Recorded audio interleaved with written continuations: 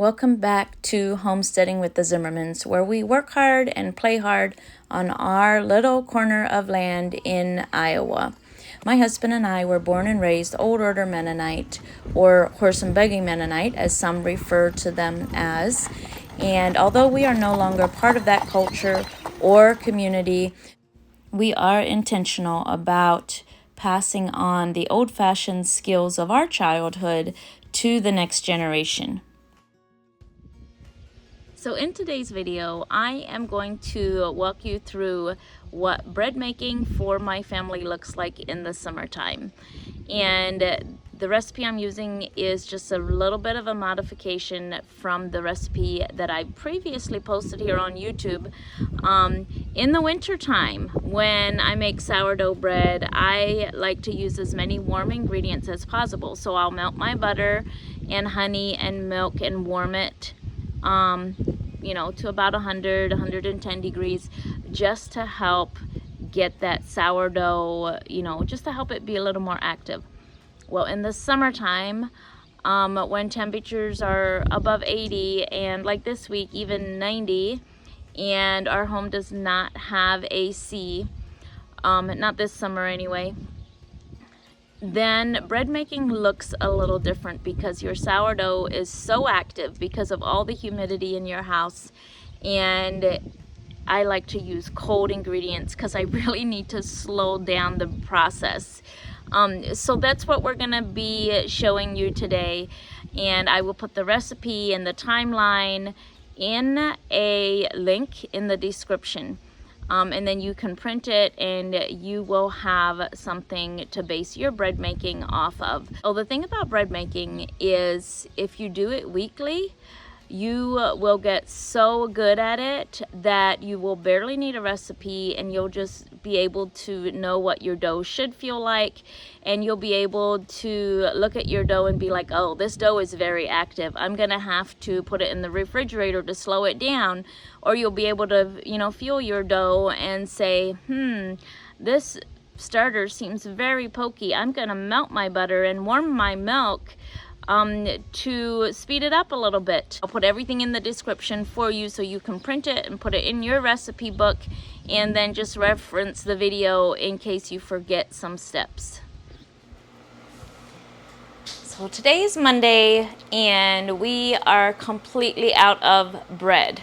Last week we went through 6 loaves of bread, and so baking more bread is top priority for me this week. So my starter was on my counter all weekend. It did not get fed. I fed it this morning when I got up at 6 a.m. It is now 3 p.m. It's actually almost 4 p.m.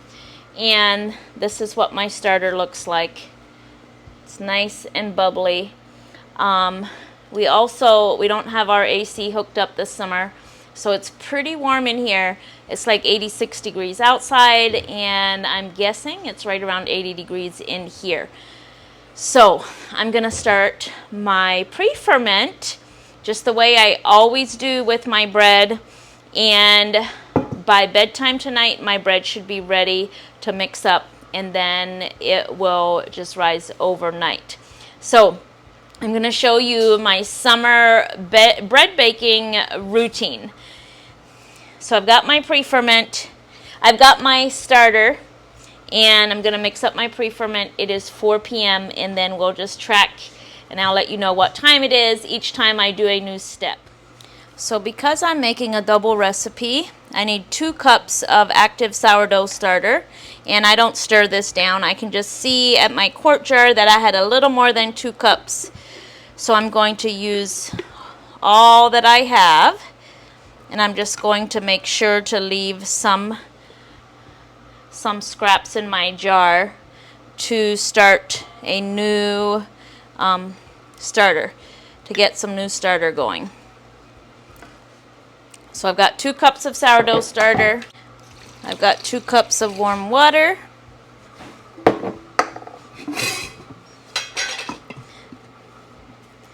And I'm going to add 3 cups of all-purpose flour.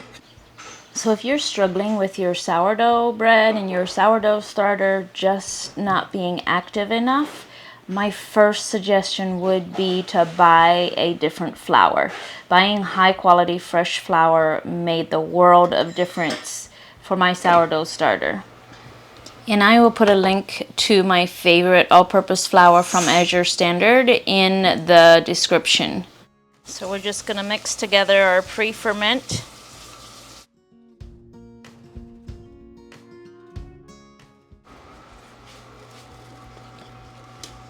So now I'm just going to cover this and let it set on the counter. And now I'm going to use that little bit of starter that was left in here, and I've got my spatula that I used to make my pre-ferment. I'm going to add a little bit of flour, and I'm going to add a little bit of water.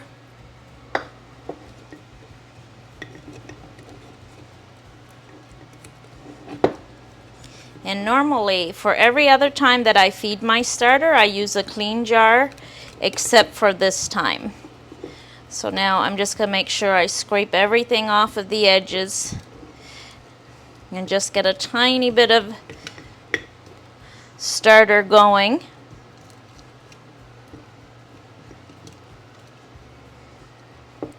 And that I'm just going to let set on the counter until I see that it's bubbly and active. Usually it just takes overnight, and then I will weigh that and start over. And I will show that tomorrow morning.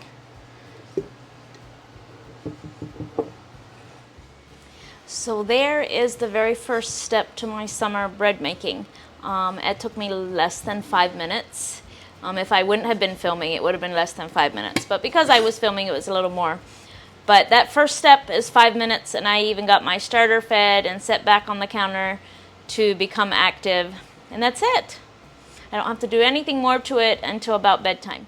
So it's 9:30 at night, and this is what my pre-ferment looks like.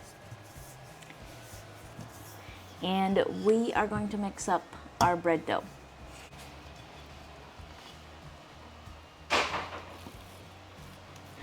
What? The chicken house light should turn on. Are we supposed to catch them by their feet? Chase them in. They're all roosting and sleeping, and there's none in the chicken house. Are you kidding me? Okay, then catch them by their feet and chase them in. What? There's none in the chicken house? No, they're all roosting. Okay, so then here's what I want you to do. Turn the barn light on, turn the chicken light on, and chase them all down. Chase them all into the chicken house. So in the normal recipe, I would be using 4 tablespoons of butter for my fat. But because I want to slow everything down, it's so warm outside, and obviously because it's summer, I'm going to use eggs for my fat. So because I'm making a double recipe, I would need 4 tablespoons of butter, and in place of 4 tablespoons of butter, I'm using 2 whole eggs. So for my milk, I am going to use some fresh whey because I made yogurt today. So I'm going to use some fresh whey. I need 3 cups of milk. So I poured some whey off my yogurt, and I'm going to use 2 cups of cold milk and bring it all up to 3 cups. So I've got my 3 cups of milk.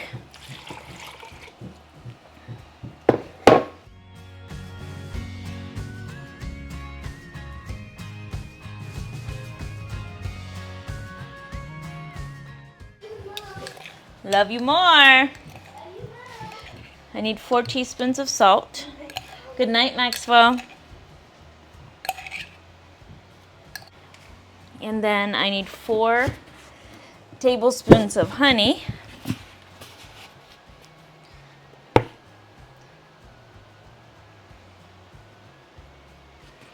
And that's about 4 tablespoons. You might want to measure, but when you do this every week, you kind of just, you're okay with just guessing at the ingredients. So now we're going to start mixing this all together.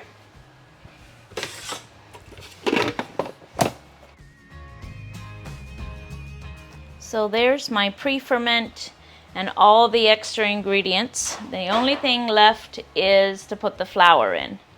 So I'm going to need a total of about 10 cups of flour. So I'm going to start with 5, 2, 4, and 5.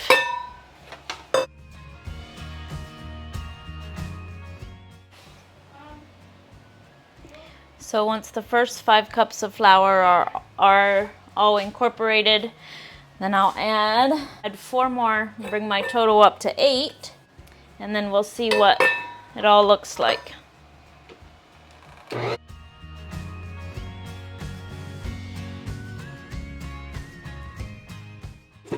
Just making a mess.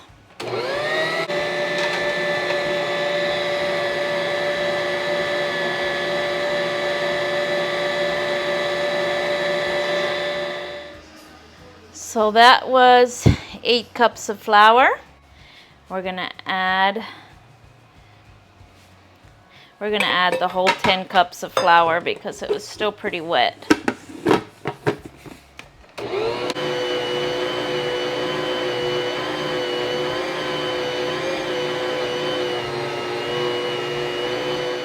So now that my dough is pulling away from the side of the mixer, like the side of the bowl is getting clean, I know that I very likely have enough flour in, or almost enough flour. And even though the dough's still sticky, what I need to do now is just to keep kneading it. So I'm probably going to knead it for a good 10 minutes before I reevaluate if I need more flour. So I kneaded it for about 5-10 minutes, and here you can see it was, although it's starting to look nice, and I've already added this flour, but I want to show you how sticky. It was still very sticky. So I've added another cup of flour, which brings us to 11 cups of flour. Okay, so 11 cups of flour. And now remember, that's going to be different if depends on how you're measuring your flour. Because if you're scooping and the flour is nice and fluffy, there's definitely going to be less by weight than if you're knocking your cup against the side of the flour container and packing it all in. So scooped flour is going to measure lighter, and you're going to need more than flour that you pack in, than packed flour. So this is what I like my dough to look like. It's fairly sticky, and I just make sure that I've got flour on my hands, and I put a little bit of flour in my bowl, flour in my hands,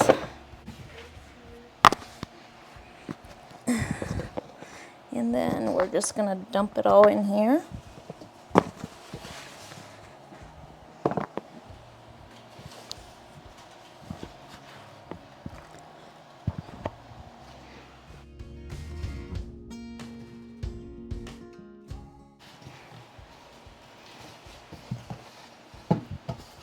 So now I'm just going to coat everything with flour to make sure that it can rise without sticking to the bowl too much.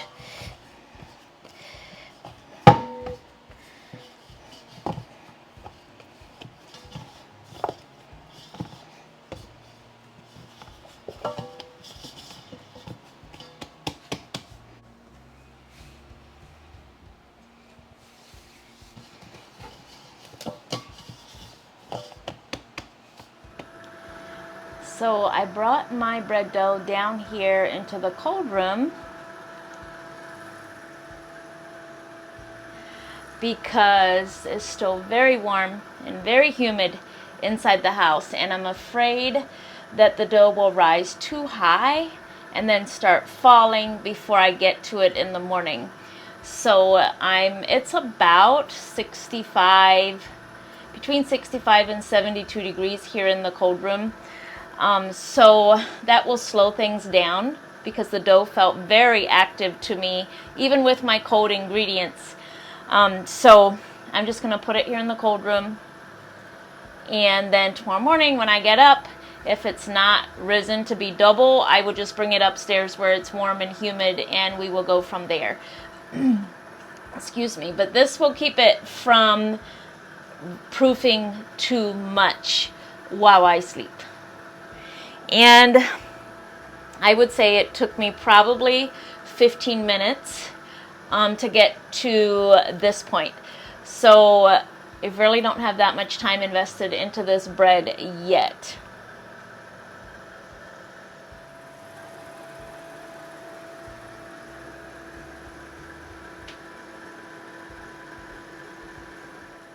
So it is about 6 a.m.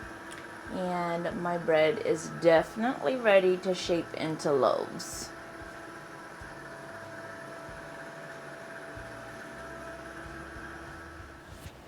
So the first thing I'm going to do is I'm going to put some oil in my pans.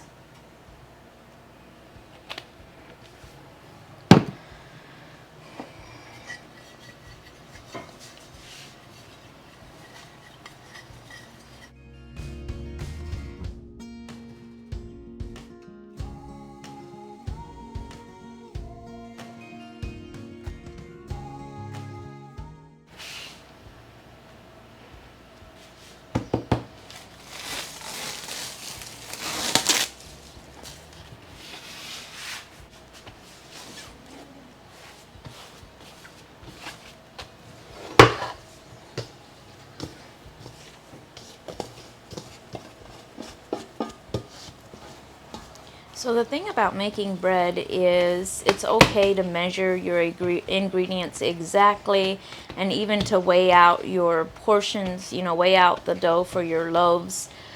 But once you're doing it every week, it becomes second nature, and you become really good at how does the dough feel, and also at just eyeballing your portion sizes or your loaf sizes and knowing what feels right and looks right.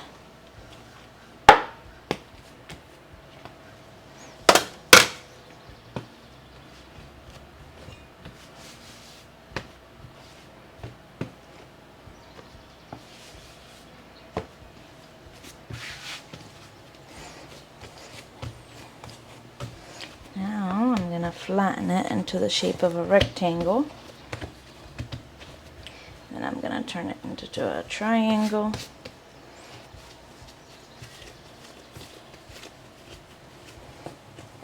And I'm going to roll it up.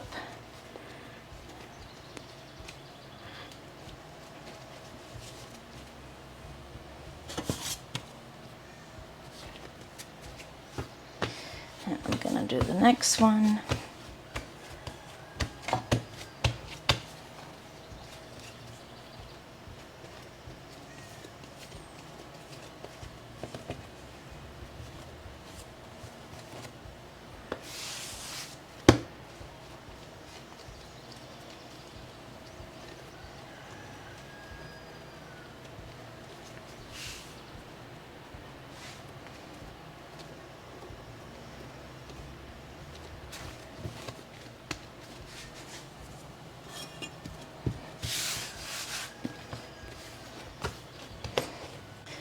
Actually, I'm going to put that one in there. This one seems a little heavier, so I'm going to put that one in there.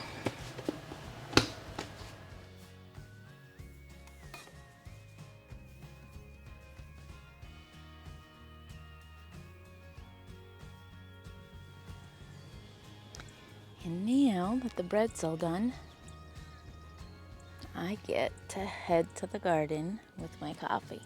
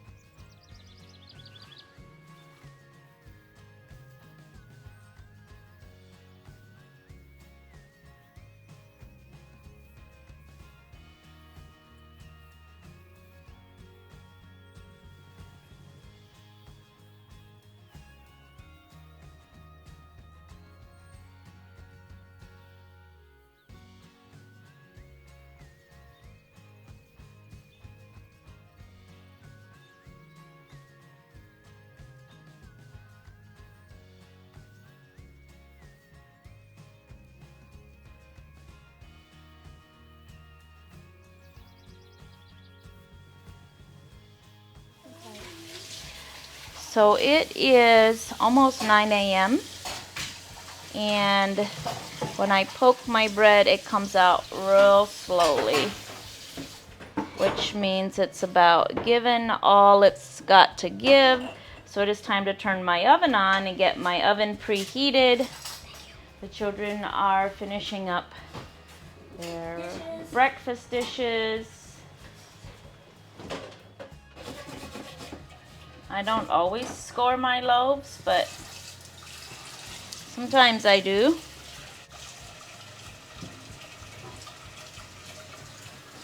And yes, I know my razor blade is not sharp, real sharp, but it works. So when I score my loaves, this is exactly what I want it to look like. I want it to have, I don't want it to fall when I score it. I want it to kind of open up and expand, because that way you know that your dough's got a little bit of rise left to give in the oven. And I usually score right before I put it in the oven. Like my oven was almost up to temperature, and then I started scoring.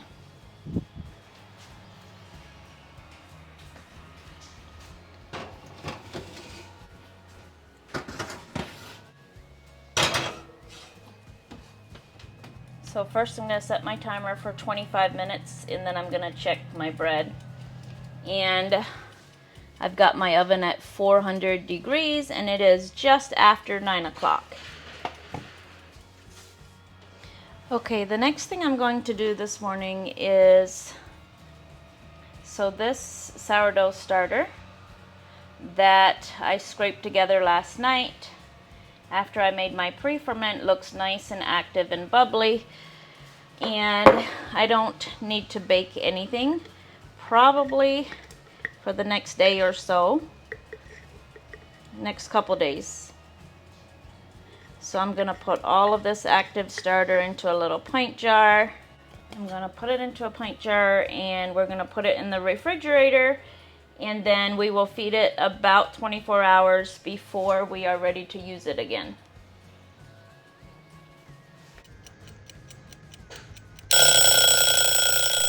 So after the timer goes the first time, I'm gonna look at my loaves, and they're just starting to turn golden brown. So I'm not even gonna take their temperature yet, because I can tell they're nowhere near 190 degrees. So now I'm just gonna reset my timer for another 15 minutes before I check my loaves again. So I'm gonna check my bread. My timer went again. 196. This stoneware pan usually takes a little longer. 189, so they're all really close. 190 is the minimum temperature that I want, and 200 is the maximum temperature that I want.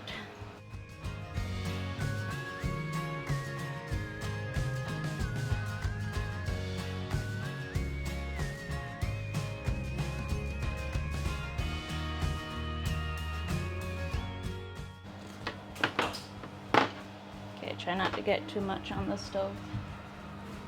Pink them so that it runs all the way down around, okay? If you need to move them, be careful, it's still hot. So now we're just going to cover the tops of the bread with butter, because we don't like a crusty bread. We want that brown crust to be soft. So putting a good coating of butter on helps that crust to stay soft. So as soon as the bread is cool enough to handle, I remove it from my loaf pans and put it on a cooling rack to thoroughly cool. And I never wash my loaf pans. I just wipe the crumbs out with a dry rag and store them that way. The reason for not washing the pans is because they become non-stick after a while if you don't wash the grease out of them every time. Now, of course, it's time to taste the bread. We always like to cut into the first loaf while it's still warm and spread it with butter and jelly or honey Today we are using some maple butter, which is some maple syrup mixed with softened butter. So before we slice all the bread and put it in the freezer, we are naturally going to use a whole loaf for snacks and grilled cheese sandwiches on that first day, because bread is always best on the first day that it's baked. So tonight we are having grilled cheese sandwiches using our fresh raw Gouda, some bacon, and peppers and onions from the garden.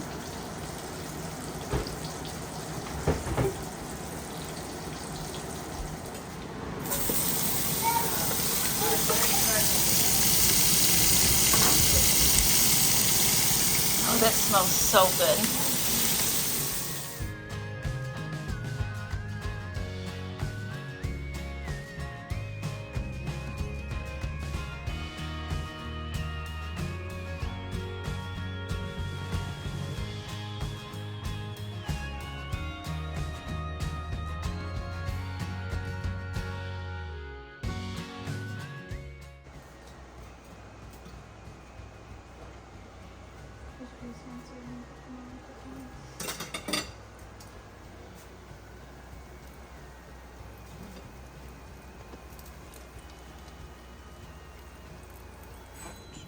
Think about it. Put this at first. When you add like sugar and. That's not in. It's a, this is. This falls apart. So is a hot dog. Well, this brings us to the conclusion of this week's video.